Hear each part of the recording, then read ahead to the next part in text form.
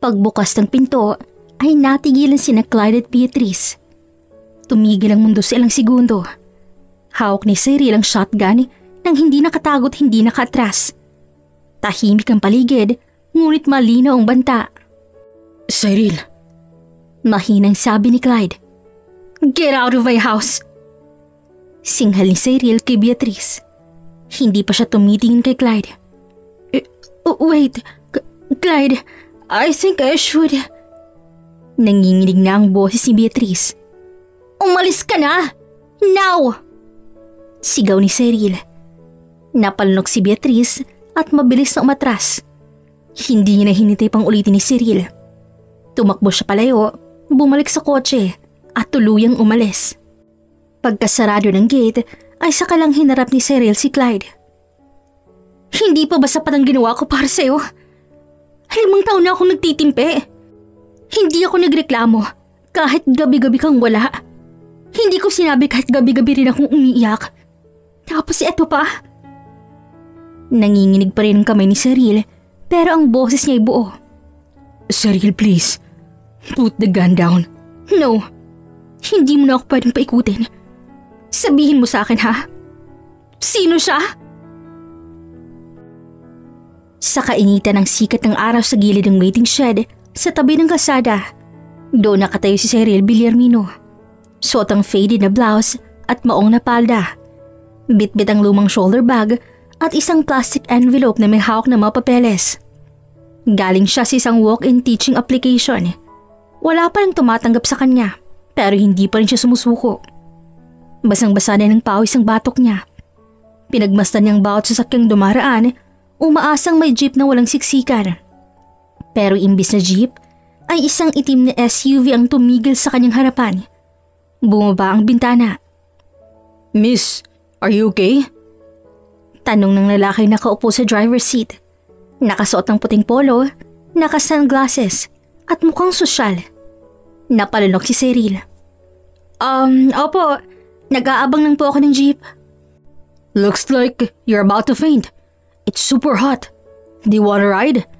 I can drop you sa terminal. Hindi na po. Nakakaya naman po sa inyo. At saka, baka kung saan po ako dalhin. Sagot ni Cyril, sabay iwas ng tingin. Bahagyang natawa ang binata. I get that a lot, but trust me, I'm not a creep. I'm Clyde Romero. Hindi agad nakapagsalita si Cyril. Hindi pamilyar ang pangalan, pero parang narinig niya na minsan sa radyo o TV. Cyril. Maikling tugon niya. You sure you don't need help, Cyril? Sanay lang po akong maglakad. Thank you na lang. Napatingin si Clyde sa paligid, halatang nag-aalangan pa rin. Okay, but I'm going the same way, I think. Mind if I walk with you then? Napakunot ang noon ng dilaga. Walk? Hindi ba masasakyan ka? Yes, pero mukhang gusto mong maglakad eh. So sige, let's walk. Nakangiting bumaba si Clyde. Inilak ang kotse at sabay silang naglakad sa tabi ng daan. May sayad ka ba? Biro ni Cyril at hindi makapaniwala sa ginawang yun ni Clyde. Some people say I am, but I just don't like forcing people. So since gusto mo maglakad, di maglalakad din ako. Tahimik silang naglakad ng ilang sandali. Galing ka sa interview? Tanong ni Clyde. Oo, pampito ngayong buwan. Wala pa rin. Mahirap makapasok sa public school eh. Tapos wala namang kakilala. Kailangan daw ng backer. Teacher ka pala? Hopefully. Graduate ako ng BSA major in English. Kaya lang, puro promise. Walang hiring. Kaya pala fluent ka. Napangiti si Clyde kahit papaano. Sakto lang po. Ikaw, ano ginagawa mo sa buhay bukod sa mangharang ng estranghero sa kalsada?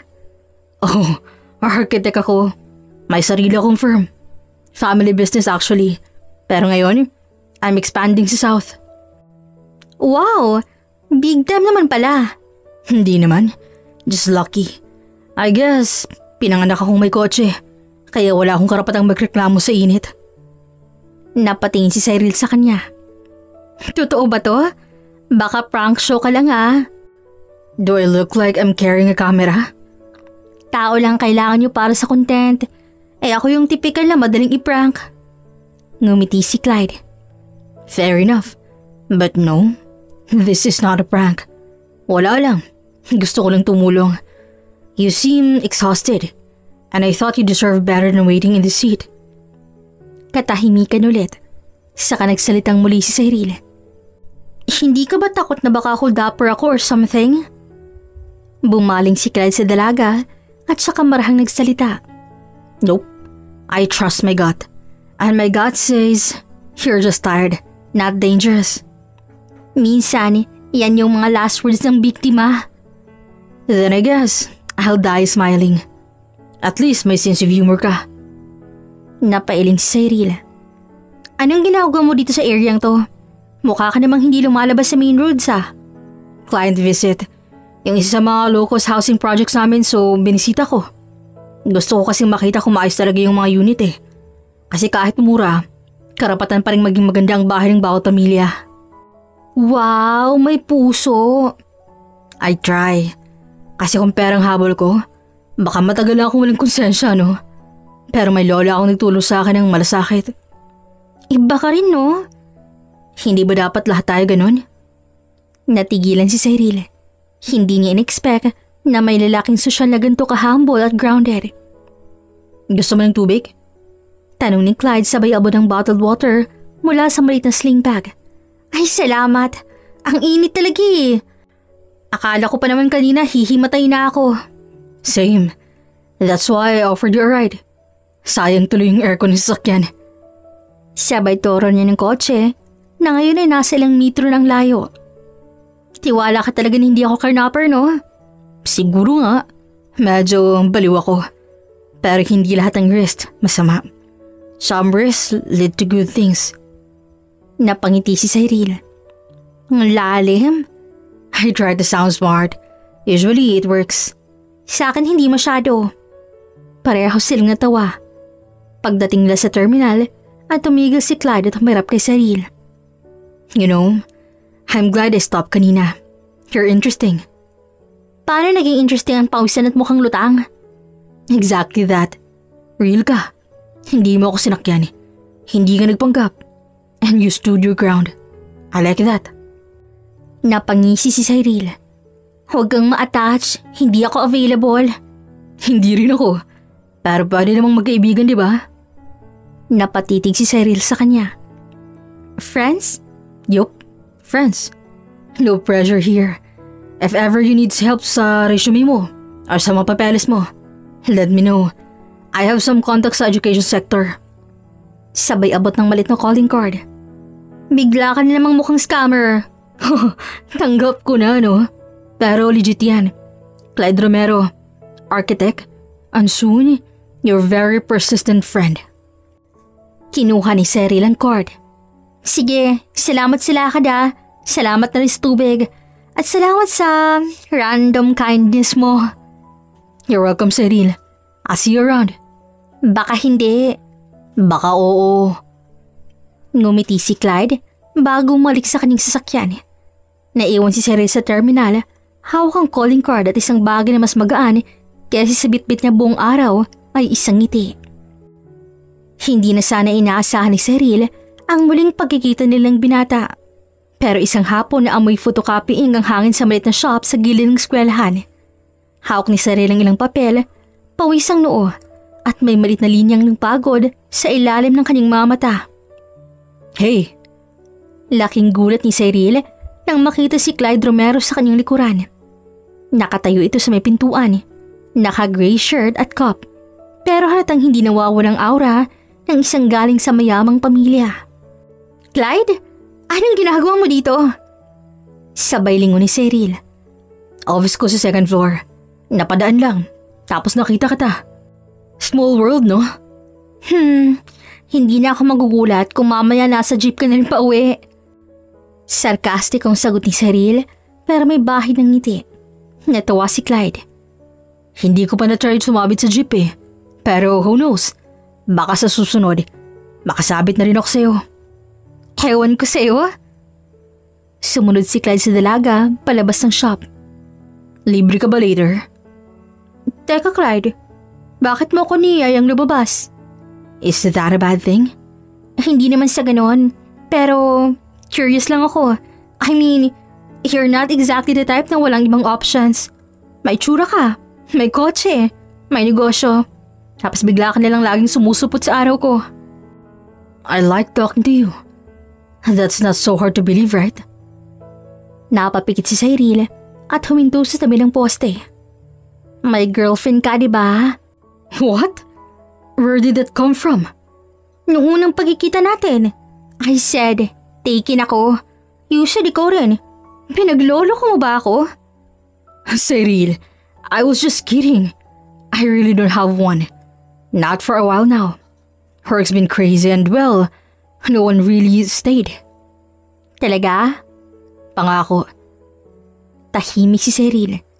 Tinapik niya ang folder sa kanyang kamay habang nakatingin sa kalsada. So ikaw, still taken? Napakagadlabi si Cyril, sabay pakawala ng malalim na buntong hininga. Okay, fine. Hindi rin totoo yung sinabi ko noon. Napataas ng kilay si Clyde. What do you mean? Nagsinungaling ako. Sinabi kong taken ako. Kasi hindi ko in-expect na magkikita pa tayo ulit. Gusto ko lang matapos ang araw na yun walang complications. So ako tong nagmukhang third party? Hindi naman. Defensive lang talaga ako. Hindi ako sanay may random guy na biglang lalapit eh. Lalakad kasama ko at magpapakilala ng buong pangalan niya. You thought I was a creep? Honestly, medyo. Fair. But you still walk with me. That counts for something, di ba? Sabi ni Clyde at tumango. Nagkibit balikat si Cyril.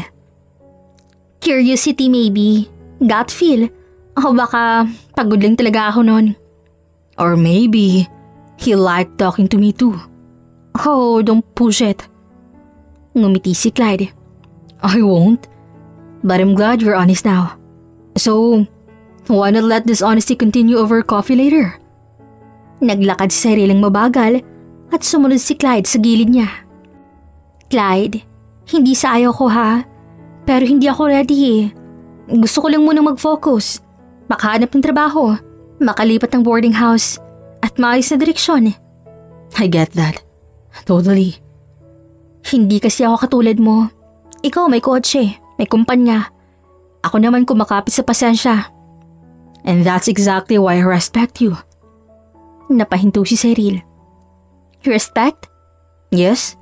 You're working hard. You're not pretending to be anyone else. You're not throwing yourself at anyone para lang gumaan ang buhay. Hindi ko kaya yun, no? Masyado akong stubborn. And that's exactly what I like about you. Nagkatinginan sila. Ilang segundo ng katahimikan. Walang ingay kunding mahinang tunog ng traffic sa kabilang kalsada. Clyde, don't make this more complicated. I won't. But I also won't pretend na hindi kita gustong makilala pa. Binaba ni Cyril ang tingin sa kanyang mga sapatos. Alam mo, ang dali mong kausap pero ang hirap mong isipin. I get that too. Pero hindi ako lalapat kung hindi ko alam gusto ko. And right now, ang gusto ko lang is one coffee. Walang label, walang pressure. Tumango si Cyril pero hindi agad sumagot. Okay, one coffee. Pero sagot mo Of course. I wouldn't dare make a future teacher pay for coffee, no? Sagot ni Clyde sabay ngiti. Future? Yup, I believe in you. Napangiti si Cyril kahit pilit. Thank you for that and for not giving up. You're worth it. Sa isang tahimik na cafe sa gilid ng isang lumang bookstore nila na piling magkape. Cozy ang vibe, hindi sosyal pero hindi rin mukhang karinderya. May soft jazz music sa background at iilang tao lang sa loob. Pinili ni Clyde ang mesa sa sulok. Tanong labas pero may privacy. Okay lang ba dito? Tanong niya habang inaabot kay sarilang menu. Perfect actually. Tahimik. You like quiet places? Kasi ako, nasanay na lang. Sa boarding house ko kasi, laging may maingay. Either roommate ko o yung kapitbahay na lagi nagve-video okay. Oh, sounds lively. Minsan nakakatuwa, pero madalas naman nakakabaliw. Maybe I'll get to hear that someday. The videoke, I mean. Or not, baka di mo kayanin. Try me. Napangiti si Cyril kahit ayaw niyang ipalita. Tiningnan niya ang menu at kunwaring busy. Anong usual order mo rito? I usually get the ice mocha. But since this is a special day, I might go for something new. Special? Yeah. First time mo akong paunlakan ng coffee. Tumaas ang isang kilay ni Cyril. Clyde, it's just coffee. Yes, but with you, it's coffee and honest conversation. Napailing ang dalaga. Ang hiling mo lagyan ng bigat ng simpleng bagay, no? Hindi ko sinasadya. Ganito lang talaga ako makipag-usap. Ngayon lang ako nakakilala ng lalaking hindi halatang naliligaw, pero parang oo rin. Ngumiti si Clyde. Baka kasi hindi ako naniligaw. Hindi? Not yet. I don't think you're ready for that. And I don't want to push. Okay, that's fair. Dumating ang server at kinuha ang order nila. Ice mocha para kay Clyde, hot latte kay Cyril. May kasamang banana muffin. Lagi ka bang ganito? Tanong ni Cyril pagkatapos umalis ang server. Like what? Yung calm, laging compose. Parang hindi mo alam ang ibig sabihin ng taranta. I get nervous too. I just don't show it much. Train na siguro. Trained? My dad is very proper. Laging pinapalala na kahit anong gulo sa paligid, dapat steady ka. Control your face. Control your tone. Strict siya? Very. Pero hindi siya masamang tao ah. Just heavy to please. Parang hindi ka lumaki sa bahay ah. Parang lumaki ka sa board meeting. Exactly. Natahimik sila saglit at parehong humigop ng kape. You, how was your childhood? Simple lang. Tatay ko driver, nanay ko naman na bandera. Sa public school ako nag-aral. Baon ko noon, tinapay at tubig. Pero masaya, kasi sabay kaming kumakain kahit walang masyadong ulam. I envy that. Tumitig si Cyril sa binata. Talaga? Yes. We had food, house, helpers. Pero bihira kaming sabay-sabay sa mesa. Usually, pagkain lang yung nagsasalo, hindi kami. Marahang tumango si Cyril. Ganun ba talaga pag mayaman? Not always. But in our house, yes. Success was priority. Feelings, not so much. Mas gusto ko lang siguro yung kulang sa ulam, no? Pero buong kwento namin. That's what I like about you, Cyril. You're grounded. You don't fake anything. Wala akong pang fake, no? Mahirap magpanggap pag konti lang ang pera mo. Maybe that's why I keep coming back. Coming back where? To you. Hindi agad sumagot si Cyril. Tinapik-tapik lang na ang gilid ng tasa niya. Clyde? Yes? Alam kong sinabi ko na okay lang ang coffee. Pero hindi ko alam kung hanggang saan ang okay lang. I understand. That's why I'm here. I'm just here. Wala akong hinihingi. Wala akong pinipilit. Pero hindi ko rin kayang hindi tanong. Bakit ako? Bakit ikaw? Because you're real. Kasi sa mundo ng business, puro fasadang nakikita ko. Press releases, PR smiles, corporate drama. Sa'yo walang ganun. Hindi ako ideal, Clyde. No one is. But you're honest. You're passionate. And that's rare. Hindi pa rin ako sigurado. You don't have to be. Wala tayong kontrata, no? Wala akong deadline sa'yo. Pero kung may matitira akong spatch sa araw mo, kahit saglit lang, okay na yun. Paano kung mawala rin yan? Then at least sinubukan nating dalawa. Hindi lahat ng bagay kailangan maging permanent para maging totoo. Napatingin si Cyril sa bintana. Tiningnan niya ang mga sasakyang dumaraan, ang mga sadyanteng naglalakad, at ang mundong patuloy kahit hindi siya sigurado. You know what scares me? What? Na baka masanay ako sa presensya mo. Tapos bigla kang mawala. Bahagyang lumapit si Clyde. Then let's not rush. Let's just sit here, drink coffee, and be two people who happen to enjoy each other's company. Simple as that? Simple, but sincere. Ngumiti si Cyril.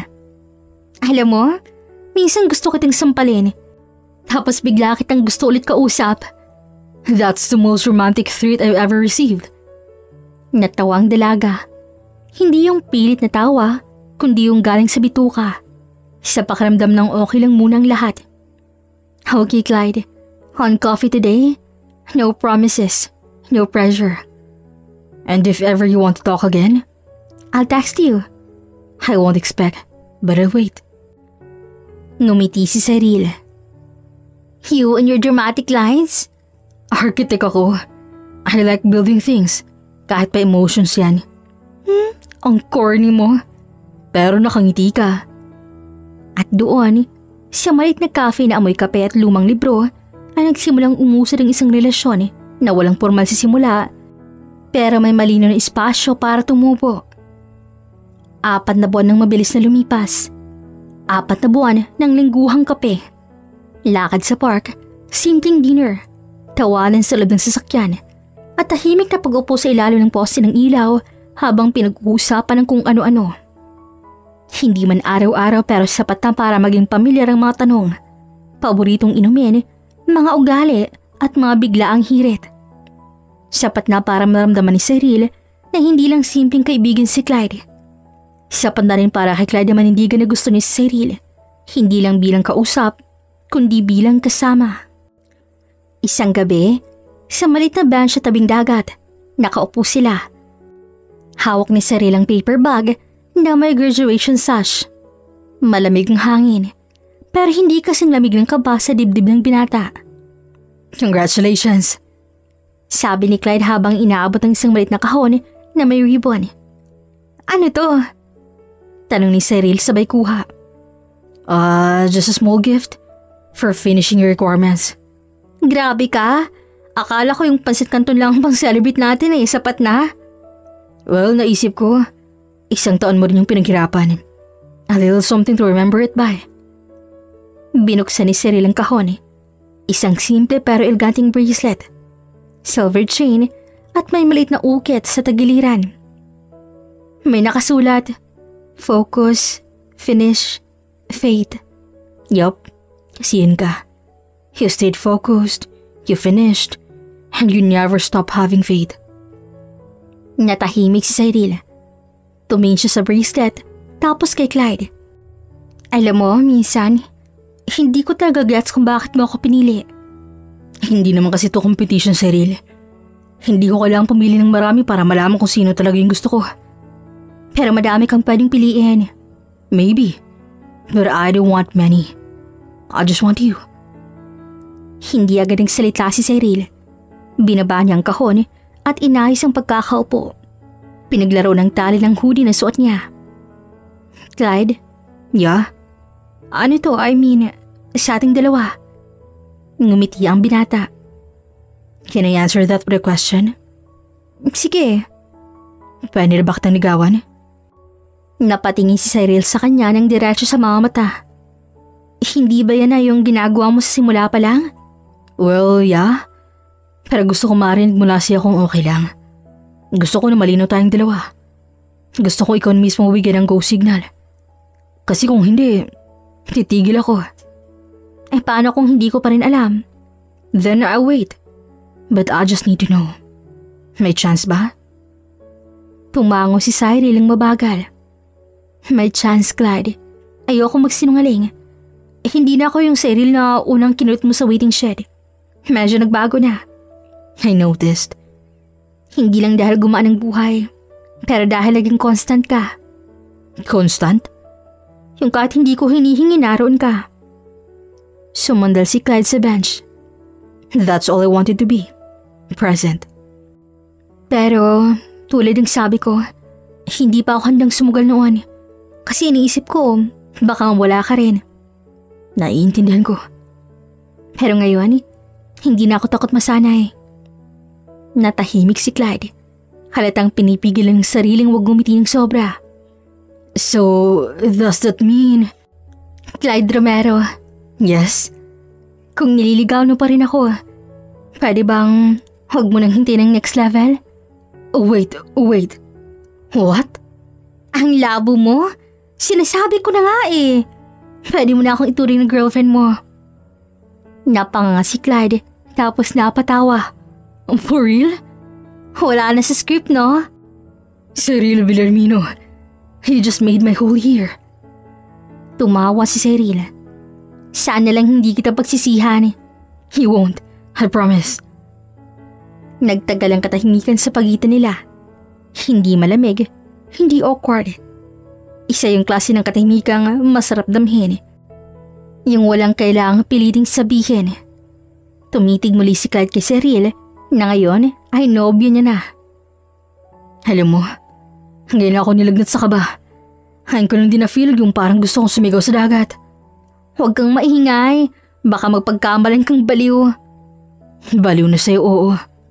Corny mo talaga, no? But I'm your corny now. Nagkasalubong ang mga mata nila. Walang halikan at walang dramatikong yakapan.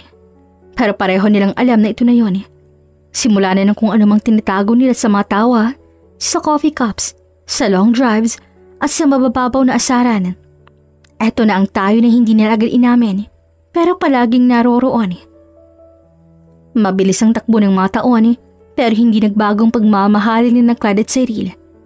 Sa bawat sabayang hakbang nila, muli sa simpleng dinner dates, hanggang sa mahaba tahimik na mga lakad sa tabing dagat, ay mas lalong tumibay ang relasyon nila. Mula sa pagiging magkaibang mundo, ngayon ay tila iisa na lang silang daigdig. Isang hapon, habang nakaupo sila sa paborito nilang bench sa parke, suot ni Clyde ang simpleng polo at slacks, habang si Cyril ay naka-floral dress na abutuhod. Wala silang dalang pagkain, wala ring planong malaki. Basta nandoon lang sila, magkasama at sapat na. Natahimik muna si Clyde. Sa tagal nilang magkasama ay alam na ni Cyril pag may gustong sabihin ng binata, pero hindi agad makakuha ng tiyempo. Anong iniisip mo? Tanong ni Cyril habang nakasandal ang ulo sa balikat ni Clyde. Huminga ng malalim si Clyde. I was just thinking, ilang years na ba tayong ganito? Nagsimula tayong maging tayo. 3rd year college ako, so mga 5 years na? Sagot ni Cyril na kunwaring nagkukwenta. 5 years? Can you believe it? We lasted this long. Like, I didn't expect na ganito akong maging committed. Grabe ka, parang asama namang pakinggan. Hindi mo ako na-expect mahalin ng ganito katagal? Sabay kurot ni Cyril sa tagiliran ng nobyo. Napatawa si Clyde. No, I mean, alam mo yun? I grew up in the world where relationships are like contracts. Puro conditions, puro limitations. Pero hindi tayo kontrata, di ba? Exactly. Ikaw lang yung naging exception sa lahat ng rules ko. Tahimik silang pareho saglit. Sabay tingin sa langit na unti-unti na nagkukulay kahel. Cyril? Tawag ni Clyde na mas seryoso na ang tono. Have you ever thought of getting married? Napalingon si Cyril. Hindi niya alam kung paano sasagutin. Hindi niya rin inakala na sa araw na to, sa ganitong simpleng paraan ay lalabas ang tanong na matagal na rin naman niyang iniisip pero di niya pinapangarap agad. Akala ko ako lang nag-iisip niyan. Really? Pero hindi ko alam kung handa ka na. I mean, I know you're doing good sa family business mo. Pero syempre, iba na yung may asawa, no? Madami ng responsibilities. Mas mabigat ang desisyon. Mas kailangan ng effort. I know. And to be honest, hindi naman ako sure kung kailan ako magiging 100% ready. Pero I'm sure about one thing. Ano? I'm sure about you. I'm sure I want to wake up every day with you beside me. I'm sure na kahit anong pagod ko sa trabaho, okay lang. Basta alam kong uuwi ako sa'yo. Sagot ni Clyde na seryosong boses. Hindi agad nakaimik si Cyril. Gusto niyang matawa, gusto niyang umiyak, gusto niyang sumigaw ng oo. Pero para may gumuguhit sa dibdib niya na sobrang lambing at sobrang totoo. Hindi mo kailangang magpo-post, Clyde. Kasi kahit kailan, hindi ako tumigil na piliin ka. Wow, hindi ko alam kung romantic yan o hindi ako required bumili ng singsing. Kailangan pa rin, no? Siyempre, hindi ako papayag na wala akong diamond, no? Napatawa silang pareho. Naramdamang ganang usapan, pero lalong ramdamang bigat ng desisyon na dala nito. Hindi dahil sa takot, kundi dahil alam nilang, eto na yun, wala nang urungan. Pero seryoso, Sai. Let's do it. Not now, not tomorrow, pero soon. Let's start planning. Gusto ko na talaga makasama ka sa bahay. Wala nang uwian. Wala nang goodbye. Muling sabi ni Clyde habang inaabot ang kamay niya. Gusto ko rin yun, Clyde. Gusto ko maging asawa mo. Kahit pang daming manghusga. Kahit iba-ibang background nating dalawa. Tugon ni Cyril at marahang pinisil ang kamay ni Clyde. You're not just someone I love, Cyril. You're my home. At wala na akong ibang gusto kundi buuin yung future nating dalawa. Nagkatitigan sila. Wala nang kailangan pang sabihin. Walang bulaklak, walang fireworks, at walang fancy dinner. Pero sapat na ang isa't isa. Pero promise me one thing. Sabi ni Cyril pagkatapos ng ilang minuto. Ano? Huwag mong babaguhin yung simpleng mga bagay na meron tayong dalawa. Ayoko mawala yung gantong park dates, yung mga tawanan kahit walang kwenta. I promise. No matter how rich or successful we get, I still hold your hands like this, sit beside you like this, and love you the same, if not more. Ngumiti si Cyril. Tanggap ko na. Yung promise? Yung proposal. Oh wait, so technically, engaged na tayong dalawa? Tanong ni Clyde medyo naguguluhan. Yup, pero may kasamang terms and conditions ha? Like what? Like, kailangan masarap ka magluto, marunong kang maglaba, at hindi ka pwedeng maligo ng 1 oras kasi ang taas ng water bill. Teka, unfair yun ah. I thought I was marrying a sweet, gentle girl, not a budgeting queen. Too late to back out, Mr. Romero. No plans of backing out, Mrs. Soon-to-be Romero. At sa huling sandaling yon, habang unti-unti nang nilalamon ng gabi ang langit, alam nilang sabay silang papasok sa bagong yugto. Hindi bilang magkarelasyon lang, kundi bilang 2 taong piniling magmahal, tumanda, at magsimula ng buhay na magkasama. Dumating na ang pinakahihintay na araw. Magarang ngunit hindi grande ang kasal. Sakto lang. Simple pero elegante tulad ng hiling ni Cyril. Puting mga bulaklak ang pumuno sa paligid ng simbahan. May halimuyak na kasiyahan at panibagong simula. Sa harap ng altar ay magkahawak kami ang 2 taong dumaan sa lahat. Ligaya, tampuhan, panalangin at tiwala. Sa loob ng simbahan nagpalitan sila ng tingin. Kasabay ng pagpapalitan ng mga matatamis na salita, nagmula sa kanilang 2 pusong nagmamahalan. Huminga si Cyril ng malalim. Ang tagal kong inisip to, kung paano kita haharapin sa altar na to. Kung anong sasabihin ko para may paramdam sa'yo kung gaano kita kamahal. Pero ngayon, na nandito na tayo, ang dali na lang pala. Kasi alam kong ikaw yung pinili ko. Araw-araw pipiliin kita. Kahit yung mga araw na parang hindi mo alam kung mahal mo ba talaga ako. Kasi nung nagkakatampuhan tayo, kahit nung sobrang daming iniisip mo, nandito lang ako. Kasi ikaw lang talagang para sa akin. Sambit ni Cyril hindi inaalis ang tingin sa mga mata ni Clyde. Ngumiti si Clyde. Hindi niya napigilang pisilin ang kamay ng nobya na ngayon ay magiging asawa niya na. I'm not perfect and I don't even try to be. But for you, I promised I'll always be the man who chooses you. I'll choose to stay, choose to listen, choose to hold your hand when everything feels too much. I don't know what kind of love we'll face ahead. But I know this. As long as I'm with you, I'm home. May luha na sa gilid ng mga mata ni Cyril. Pero mabilis din niyang pinunasan. Ayaw niyang sirain ng makeup. Alam mo bang dati, takot ako ma-inlove sa isang taong kagaya mo. Yung parang laging sure sa lahat, confident, may plano, may kaya. Akala ko hindi ako para sa'yo. Pero pinatunayan mong mali ako. Pinakita mong kaya mong mahalin isang simpleng katulad ko. At ang hindi mo alam, sa araw-araw na pinaparamdam mong mahal mo ako, doon ko naisip na kahit simple lang ako ay mahalaga rin pala ako sa'yo. Bahagyang natuwa si Cyril. Saka mabilis na pumikit-pikit upang itagong emosyon.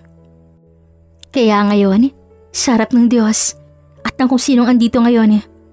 Pinapangako ko sa'yo na kahit anong mangyari, hindi kita iiwan. Hindi ako alis. Ikaw lang. Ikaw lang palagi. Kahit pagtanda natin, kahit kalbo ka na, kahit magkaringkas na ako, kahit pa nakakalimot na tayong dalawa, I will still hold your hand and say, ako pa rin to. Ako pa rin yung nagmamahal sa'yo.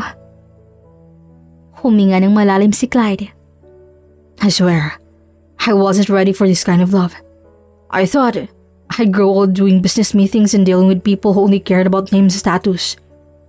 But when you walk into my life, with your messy ponytail, and that laugh that makes everything sound better, and suddenly, everything else didn't matter. Ngumiti siya ng marahan.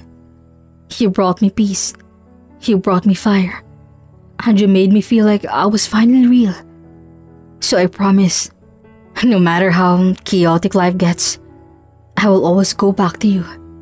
You're my calm. You're my fire. You're the only yes I want to say for the rest of my life.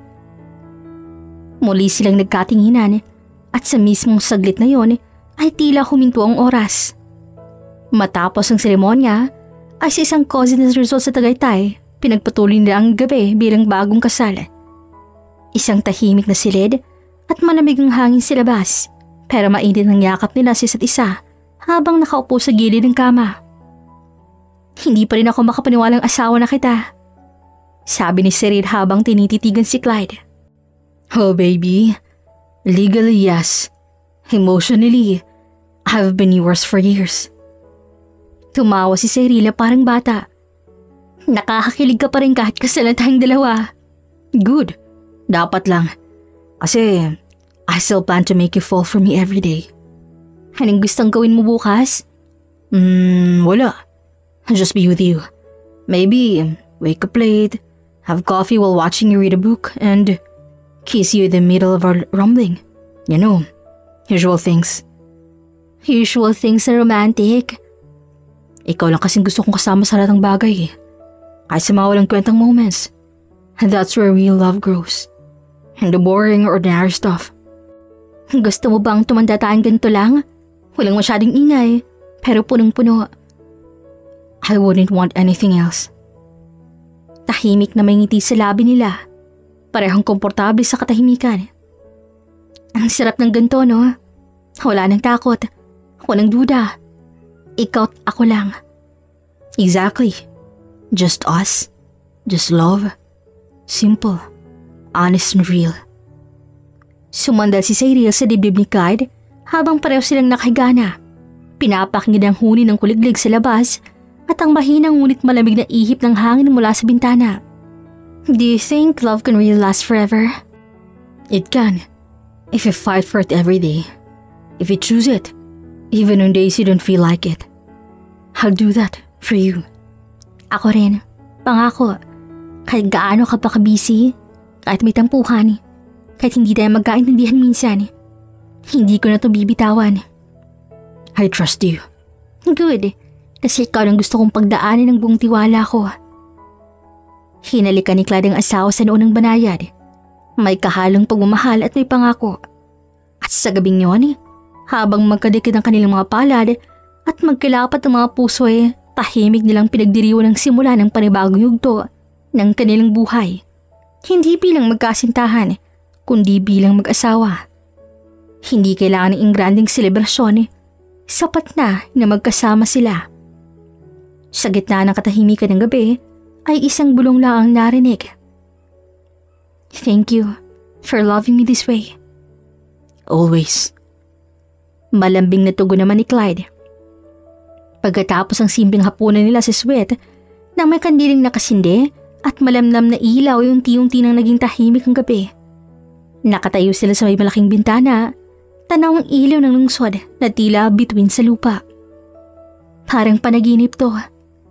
Bulong ni Cyril habang nakasandal sa dibdib ng kanyang asawa. Marahang niyakap ni Clyde ang bewang ni Cyril. If this is a dream, I don't ever want to wake up. Huminga si Cyril ng malalim, sabay nilingon si Clyde. So, what now? Ngumiti si Clyde at dahan-dahang hinaplos ang pisngi ng asawa. Now, we start the rest of our life. Sigurado ka naman talaga. More than anything, I love you. You're my home. Napapikit si Cyril sa mga salitang yun. Hindi niya na kailangang marinig ang iba. Sa katahimikan ng sweet at init ang yakap ay naglapot na kanilang mga labi ni dahan-dahan at puno ng damdamin. Lumambot ang mga galaw nila, walang pagmamadali. Isa-isang nawala ang pagitan sa kanilang dalawa. Habang ang bawat halik ay may kasawang pangako. Hinawakan ni Clyde ang kamay ni Cyril, mainit at tiyak. Just tell me if you're uncomfortable, okay? Tumango si Cyril sabay bulong. Hindi ako takot. Ikaw kasama ko eh. They made love that night, not just with their bodies, but with every piece of their hearts. Walang kailangang ipaliwanag, tahimik ang paligid pero nagsisigaw ang damdamin.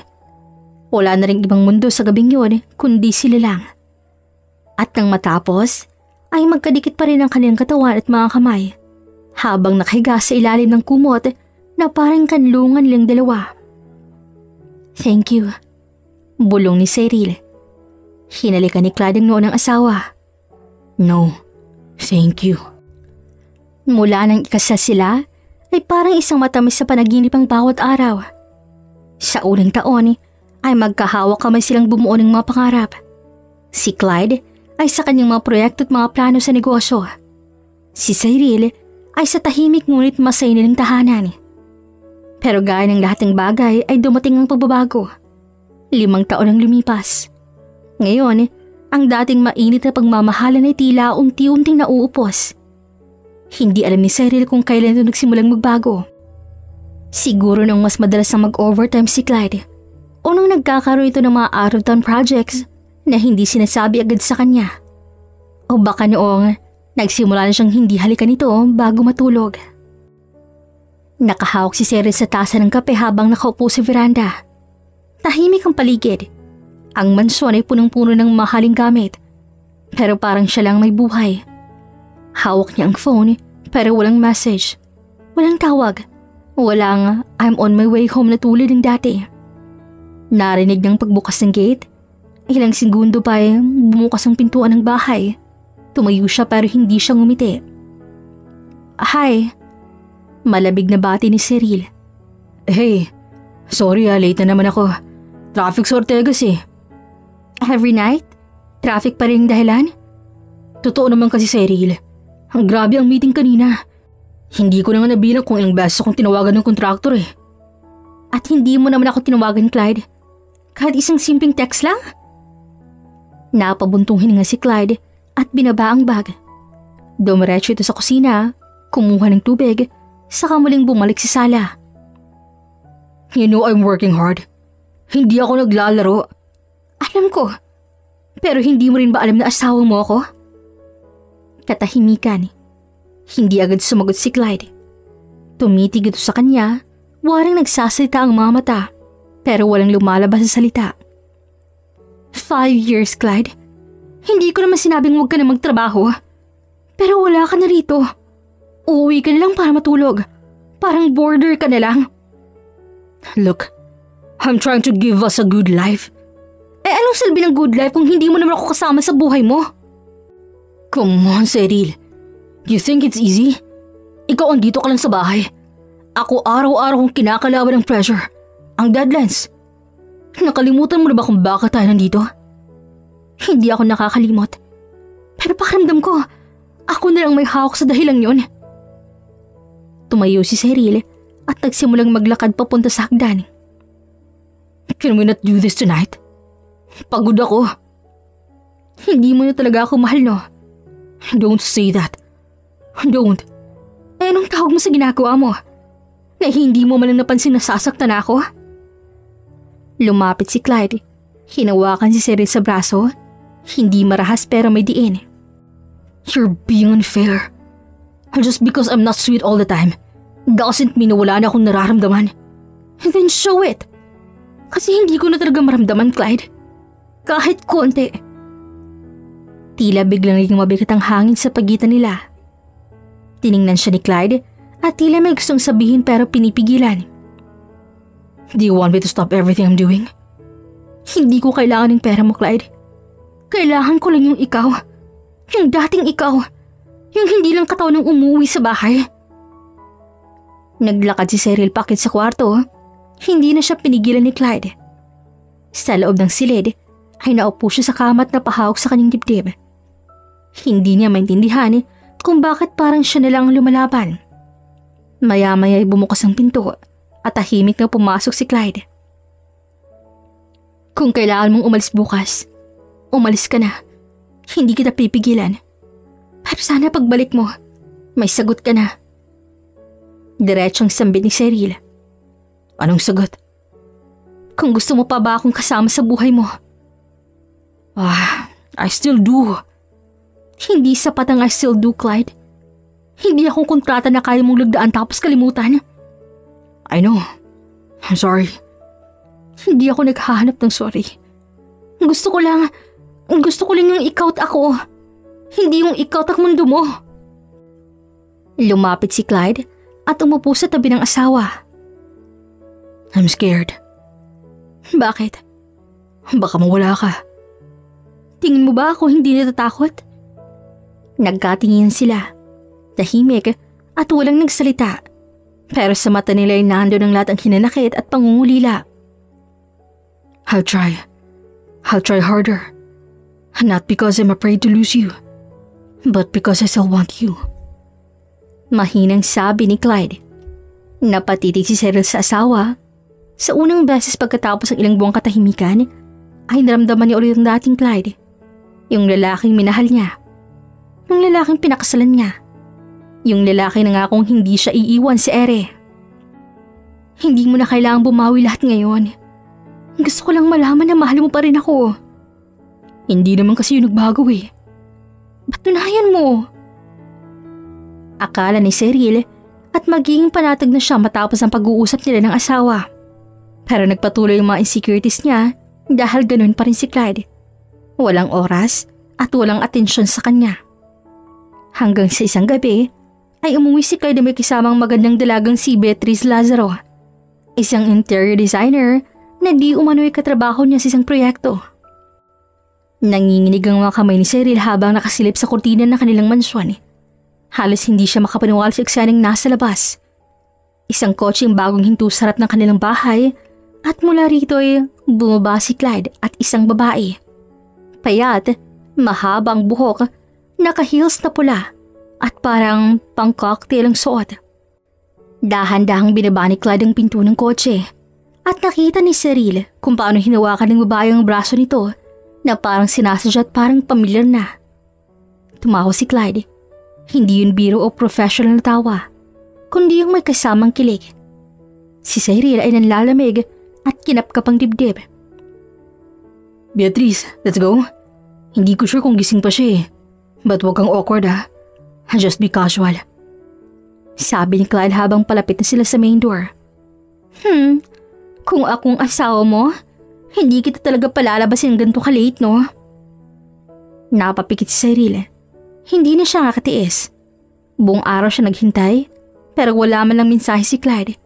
At ngayon, may ibang babaeng kasama sa sarili pa nilang bahay. Lumakad siya papunta sa silid aklatan at kinuha ang shotgun mula sa display case. Isang alaala yon ng yumaong ama ni Clyde. Luma na, ngunit alagang-alaga.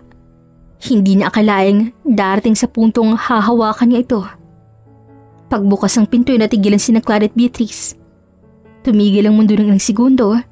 Hawak ni Cyril ang shotgun nang hindi nakatago at hindi nakaatras.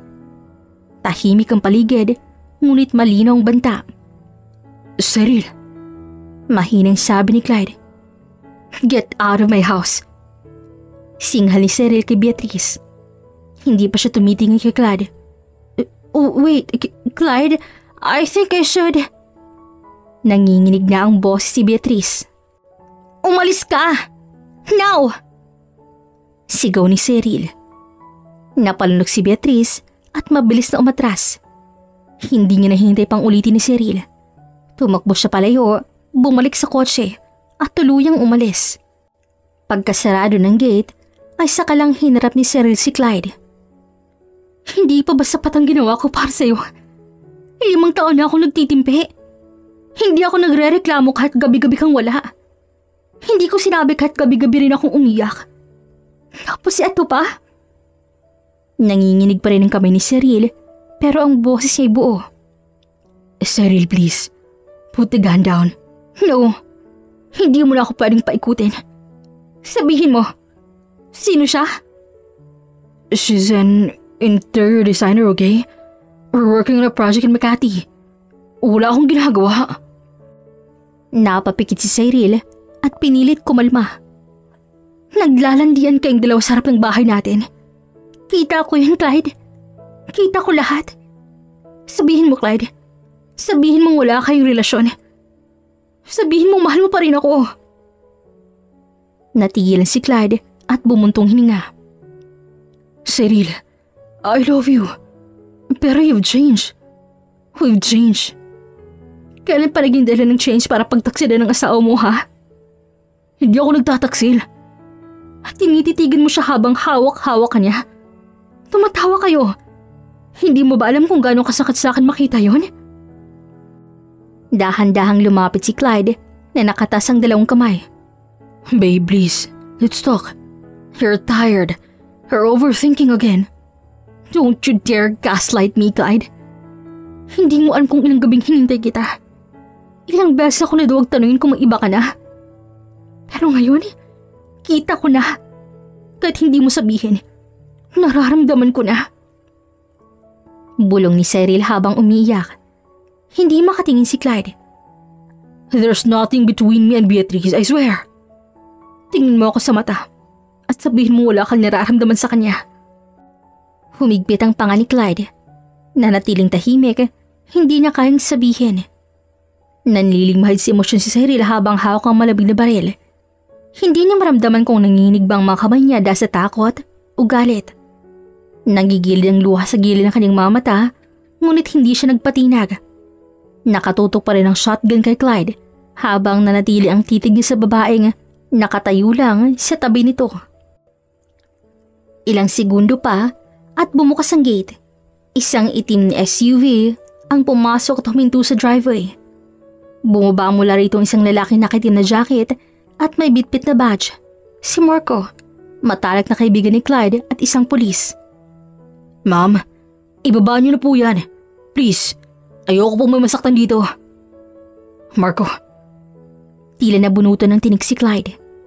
Hindi kilala ni Cyril ang lalaki, pero sa pagkakalala niya ay narinig niya ng pangalang Marco noon mula kay Clyde. Huwag kang lalapit. Sino ka ba? Ako si Marco, kaibigan ni Clyde.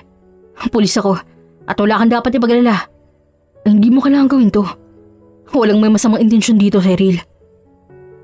Tahimik lang si Cyril habang pinapanood si Marco na unti-unting lumalapit. Biglang sumingit si Clyde. Cyril, si Beatrice hindi ko siya kabit. She's my cousin. Anak siya ng tita ko sa mother's side. Wala akong ginagawang masama. Hindi kita niloloko. Paligwanag niya at ang tono hindi naggalit kundi pagod at malungkot. Cousin, bakit hindi mo sinabi noon pa? Bakit kailangan pa kumapahiya ng ganito, Clyde? Do you even know how this feels? Tumango si Beatrice at humakbang palapit. I'm really sorry. I had no idea things were bad between the two of you. I shouldn't have come with him tonight. This is my fault too. Damn right it is. Mariing sagot ni Cyril pero nagsisimula ng manginig ang kanyang mga tuhod. Cyril, please. Pakinggan mo kami. Walang mali sa ginagawa nila. Magka-project lang sila, totoo yun. Wika ni Marco ng mahinahon, ngunit mariin. Unti-unti, binaba ni Cyril ang shotgun. Bumuntong hininga si Marco at lumapit para kunin ito mula sa kanya. Thank you. Walang dapat masaktan ngayong gabi. Mahinang sabi ni Marco habang sinisigurado ang safety ng baril. Tahimik na ang lahat. Tahimik din si Clyde. Ganon din si Beatrice. Tanging mahikbi ni Serena lang ang maririnig. I trusted you, Clyde. I did everything to be enough. Pero kahit anong gawin ko, palaging may kulang. Babe, hindi ka kailanman nagkulang. It's me. I've been so caught up with work and projects that I forgot na tao ka rin. May damdamin at may pangangailangan. I'm sorry, Cyril. I'm very sorry. Hindi sumagot si Cyril. Dahan-dahan siyang humakbang paatras at tuluyang tinalikuran ng tatlo. Let me be alone. Huwag niyo muna akong sundan. Kailangan ko lang ay katahimikan. Nagkatingin si Marco at Clyde. Tumango si Marco bilang senyas na hayaan muna si Cyril. Pagpasok na sila sa loob ay hindi na siya lumingon. Tila babawat hakbang ay mabigat. Hindi sa katawan, kundi sa puso. Sa unang pagkakataon matapos ang mahabang panahon, ay hindi takot ang naramdaman niya, kundi kahihiyan at pagod. Nagkulong siya sa kwarto, iniwan ang lahat sa labas. Ang kaguluhan, ang paliwanag, at ang lalaking mahal niya. Ngunit pakiramdam niya ay paulit-ulit siyang pinababayaan. Kinabukasan, ang sinag ng araw ay pilit sumusungo sa puting kortina ng kwarto. Tahimik ang paligid maliban sa mahinang tunog ng aircon. Sa gilid ng silid ay marahang dumilat si Cyril. Mabigat ang pakiramdam niya na parang nanatili pa na si dibdib niya ang sama ng loob kahit magdamag na siyang umiiyak. Paglingon niya sa gilid ng kama ay naroon ng isang tray. May bagong lutong almusal na scrambled egg, bacon, garlic rice at hot chocolate. Katabi nito ang isang maliit na bouquet ng white tulips. Tahimik niyang tinitigan yon. Nagmulat siya ng tuluyan. Hindi niya agad ginalaw ang tray. Sa halip, napatingin siya sa pinto ng kanilang silid na bahagyang nakabukas. Dahan-dahang pumasok si Clyde. Naka-t-shirt lang ito at pajama. Mukha itong hindi rin nakatulog ng maayos. Hey, good morning. Hindi sumagot si Cyril. Inaasa niya ang kumot sa sarili. I had breakfast made for you. Pero ako nagluto ng bacon. Alam kong yan ang favorite mo. Thanks. Nagtagal ang katahimikan. Tanging huni lang ng ibon sa labas ang naririnig. Did you sleep well? Hindi. I figured. Hindi madaling makatulog kapag ang utak mo'y punong-puno ng tanong. At pagod ka na, gising pa rin ang puso mo. I get it. I do. Tinitigan siya ni Cyril. Do you really? Tumingin si Clyde sa asawa ng diretso. Yes. I'm messed up. I know it's not enough to say sorry. But I want you to know na I never meant to hurt you. Ever. Pero nasaktan pa rin ako. I know you did. Bumuntong hininga si Cyril. Inaayos siyang buhok na medyo magulo pa mula sa pagtulog. Hindi ko alam kung anong mas masakit eh. Yung nakita kong may babae ka, ay yung pakiramdam na parang ang dali mong kalimutan na may asawa ka. Babe, hindi ko siya babae. You know that now. Beatrice is my cousin. Alam ko na ngayon. Pero hindi ibig sabihin na automatic mawawala na lang yung sakit. Yung tiwala. Hindi lang yun basta nababalik sa isang araw. I understand. Kaya nga I'm not here to force you to forgive me right away. I just want to talk. Or even just be here. Salamat.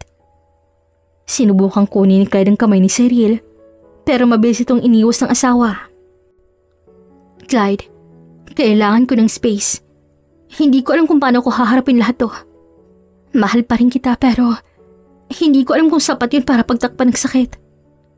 Napayuko si Clyde. I get it. Kung kailangan mo ng time, I'll give it to you. Pero gusto kong malaman mo, I'm not giving up on us. I'll fight for this. For you. Napaiyak si Cyril. Hindi dahil sa lungkot lang, kundi dahil sa bigat ng lahat. Ayokong pilitin sa sarili kong maging okay. Tapos isang araw, babalik na naman yung tanong. Baka magising na lang ako ulit na puro na duda. Then let's take it slow.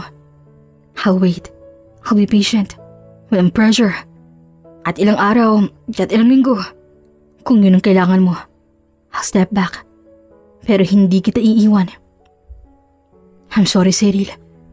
I'm so sorry if I've made you feel unimportant or unloved. You're my wife. You're everything to me.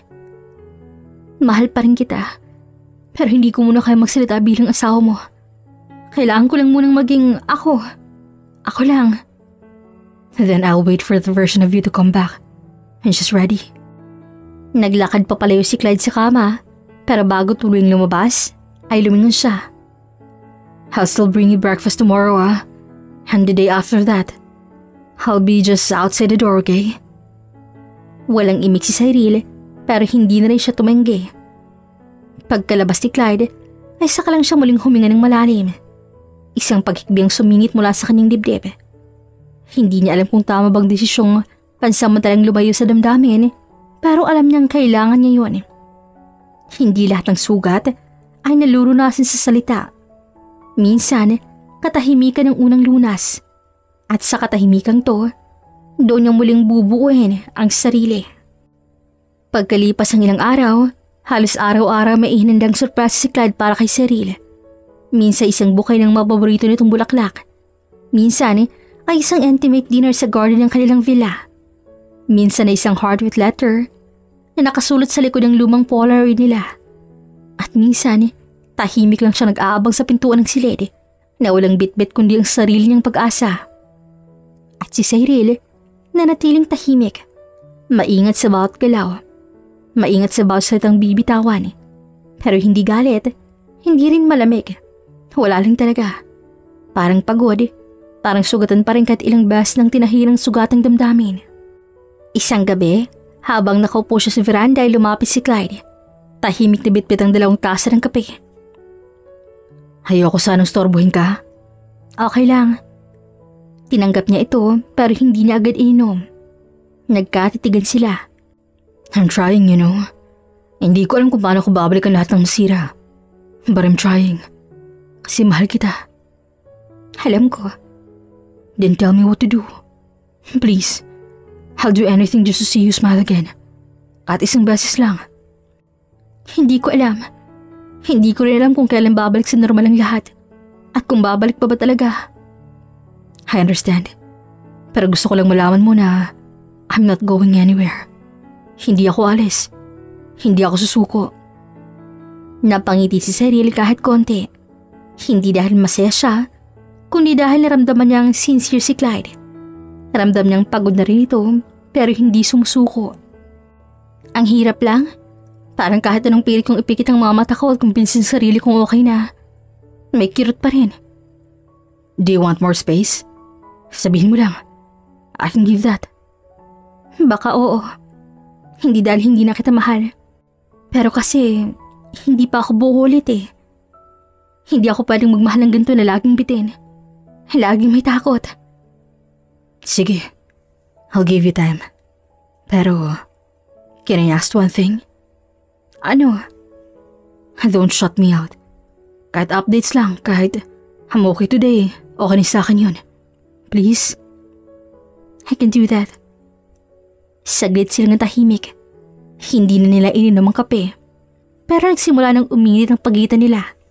Hindi dahil okay ng lahat, kundi para silang pumayag ng maghintay, magpagaling at magtiwala muli. Pagkalipas ng ilang linggo, ay nagsimula si Clyde sa maliit na hakbang. Wala nang malalaking sorpresa. Mas pinili niyang maging consistent. Sa umaga'y simpleng mensahe lang. Hindi siya naghihintay ng reply.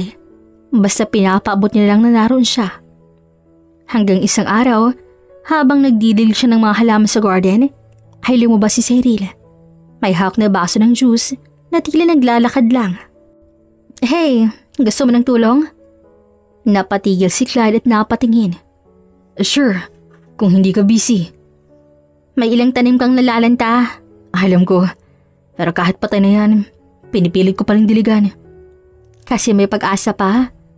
Kasi hindi ako marunong sumuko. Tumango lang si Cyril at kinuha ang isa pang hose. Okay, let's not give up on your plans then. At doon nagsimula ulit ang pagbubuo. Hindi pa buo pero nagsisimula ng tumubo. Makalipas isang panglinggo, ay naglakas loob si Clyde. Inaay niyang magluto sila ng dinner. Ikaw magluluto? Tanong ni Cyril habang naglalabas ang mga sangkap. Half-half. Basta ikaw sa garlic kasi napapasok ako palagi eh. I miss this. Ako rin. Nagpatuloy sila sa kusina. Parehong nag-aalangan pero parehong masaya. Sa gitna niyang tinadtad na sibuyas at sumabog na mantika, ay napuno ang sinilang tawanan. Saglit silang nakalimot. Saglit na bumalik sa dati. Pagkatapos ng hapunan, ay naupo sila sa labas. Tila ba may gustong sabihin si Clyde pero hindi niya agad masambit. May tanong ako. Sige. Babalik pa ba tayo or at least may pag-asa pa ba tayong bumalik sa dati? Hindi ko alam kung kaya nating balikan yung dati. Pero kaya nating bumuo ng bago. Mas matatag. Mas totoo. Kahit dahan-dahan lang? Kahit dahan-dahan lang. At sa wakas, napayakap siya kay Clyde ng mahigpit at taos puso. Thank you. Thank you for giving me a chance. Huwag mo akong paasahin ha. Hinding-hindi. Mula sa gabing yun, nagsimula ang dahan-dahang pagbabalik ng tiwala at lambing. Hindi ito naging madali. Maraming beses silang tahimik lang sa isang silid, nag-aalangan kung dapat pa bang magsimula ulit. Pero sa kabila ng lahat, ay pinili nilang harapin ang sugat na iniwan ng nakaraan. Nagpasya silang sumalalan sa marriage counseling. Para kay Cyril, ay hindi yun kahinaan, kundi isang hakbang ng lakas, ang amining may mali at gustong ayusin. Para naman kay Clyde, ito'y pagbawi sa lahat ng pagkukulang at isang panibagong simula. Isang gabi, habang nakaupo sila sa balkonahe ng kanilang kwarto, magkatabi at nakatingin sa bituin. Hindi tahimik, kundi payapang katahimikan ay unang nagsalita si Clyde. Alam mo, hindi ko akalaing aabot tayo rito ulit. Kahit ako rin. Akala ko tapos na talaga tayo. You almost walk away from me. And honestly, I wouldn't help blame you. Hindi agad nakasagot si Cyril. Pinagmasdalan niya ang kamay nilang magkahawak. Noon lang niya muling naramdaman ang init at tibok ng damdaming matagal na ring nanahimik. Ang sakit, Clyde. Parang nawala ako. Hindi ko alam kung sino pa ako noon. I know. And I saw it. And that's on me. I let you drift so far. Tapos ngayon ako naghabol. Ang hirap pala. Ang hirap magpatawad. Lalo na kapag sarili mong kailangang patawarin. You did nothing wrong, Cyril. I was the one who failed you. I thought providing for us was enough. Pero hindi ko nakitang lumalamig na pala yung bahay nating dalawa. Hindi ko narinig yung mga iyak mo sa katimikan. Hindi kasi ako sumisigaw. Hinayaan ko lang. Tiniis ko lang. Hoping you'd notice. That night you asked for space? Akala ko talaga mawawala ka forever. That scared the hell out of me. Akala ko rin mawawalan rin ako sa'yo. Pero nakita ko nagsisikap ka, hindi lang para bumawi, kundi para baguhin ang sarili mo. Doon ko naisip na baka pwede pa talaga. Lumapit si Clyde. Baka or sure na? Napatawa si Cyril kahit may luha pa rin. Gusto mo yatang matadya ka, no? Just checking. But seriously, being in counseling with you, talking again, sharing the same table without the silence choking us, sobrang laking bagay nun. I feel like I'm getting to know you again. Like I'm falling in love with you all over. Ako rin. Pero mas gusto ko tong version mo ngayon. Mas totoo, mas marunong makinig. Ngumiti si Clyde. Then I promise you, this is who will always be. Niyakap siya ni Cyril. And I'll meet you halfway. Ilang buwan ang lumipas, ay tuloy-tuloy ang kanilang paghilom. Hindi na sila natatakot magsabi ng saloobin. Kapag may hindi pagkakaintindihan, ay nag-uusap sila hindi nagtatalikuran. Isang araw, pagkalipas ang appointment sa klinik ay nag-aabang si Clyde sa labas ng sasakyan. Nang lumabas si Cyril, bitbit ang isang puting sobre, ay nanlalaking mga mata nito. Bakit ganang itsura mo? Tanong ni Clyde at agad lumapit sa kanya. Inabot ni Cyril ang sobre at nanginginig ng kamay. Clyde, positive. Positive sa... Oh wait, are you saying... Oo, buntis ako. Oh my God. Saglit itong hindi nakapagsalita. Tila hindi makapaniwala. You're pregnant? Ulit ni Clyde at tila tinitiyak sa sarili. Tiningnan niya si Cyril. We're going to be parents. Oo, totoo na to. Walang sabi-sabing niyakap siya ni Clyde ng mahigpit. Thank you. Thank you for giving us this new beginning. Thank you rin kasi hindi ka sumuko. Napangiti si Clyde.